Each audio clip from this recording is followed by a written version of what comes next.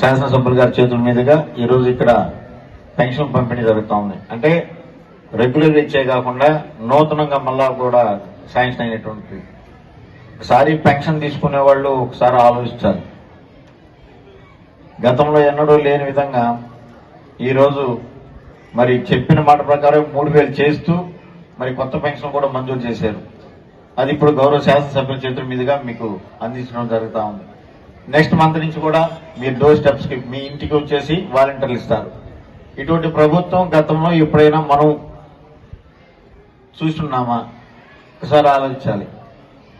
మరి ఈ ప్రభుత్వం వచ్చిన తర్వాత నిరంతరం పేదల అభివృద్ధి ధ్యేయంగా పేదలు ఆర్థికంగా ఎదగాలి, వాళ్ళు ఇంకా అభివృద్ధి చెందాలని ఒక మంచి ఉద్దేశంతో గౌరవ ముఖ్యమంత్రి ఏ రోజైతే ప్రమాణ స్వీకారం చేశాడో ఆ రోజు నుంచి సంక్షేమ పథకాలు అభివృద్ధి 2 గంటలుగా తీసుకుని మరి ఎవరికి ఎలాంటి ఇబ్బంది లేకుండా, కులాలు లేకుండా, మతాలు లేకుండా, పార్టీలు లేకుండా కూడా సంక్షేమ పథకాలు అందిస్తా ఉన్నారు. మనకు తెలుసు నిన్నటి రోజు కూడా కొడలూరులో కూడా శాసనసభ్యుల చేతుల మీదుగా మరి పెన్షన్లు అయితేనేమి, పిల్లలకి ట్యాబ్స్ అయితేనేమి, అదేవిధంగా ఎల్పిఎస్ స్కీమ్ ద్వారా ఉన్నటువంటి పట్టాలు కూడా పంపిణీ చేయడం జరిగింది. రైతులకి ఏమి చేయాలి, ఏ విధంగా చేస్తే రైతాంగం బాగుపడుతుంది, ఆంధ్రప్రదేశ్కి రైతాంగం అవసరం, ఈ రైతులని అన్నదాతలు మరి ఆంధ్రప్రదేశ్ అన్నదాతగా మిగలాలని మరి రైతులకు సంబంధించిన ప్రతి కార్యక్రమంలో ఈ రాష్ట్ర ప్రభుత్వం గౌరవ ముఖ్యమంత్రి వైఎస్ జగన్మోహన్ రెడ్డి గారి ప్రభుత్వం, వైఎస్ఆర్ కాంగ్రెస్ పార్టీ ప్రభుత్వం మరి ఎన్నో సంక్షేమ కార్యక్రమాలు తీసుకొస్తా ఉంది. మరి రైతులకి ప్రతి కార్యక్రమంలో కూడా గవర్నమెంట్ ముందుండి చేస్తా ఉన్నారు. అదేవిధంగా చెప్తా ఉంటే ఇప్పుడు పెన్షన్ విషయం చేసుకుంటాం.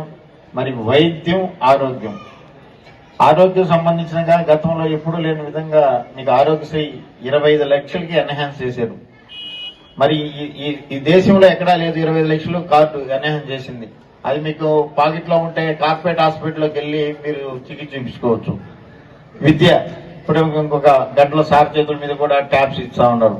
మరి ఈ రాష్ట్రం ఏదన్నా రాబో రోజుల్లో భావితరాల్లో బంగారు భవిష్యత్తు అభివృద్ధి చెందాలంటే ఒకే మార్గం విద్య. అటువంటి విద్యను ప్రోత్సహిస్తూ విద్య పట్ల మంచి అవగాహనతో గౌరవ ముఖ్యమంత్రి గారు ఎన్నో కార్యక్రమాలు చేపట్టారు.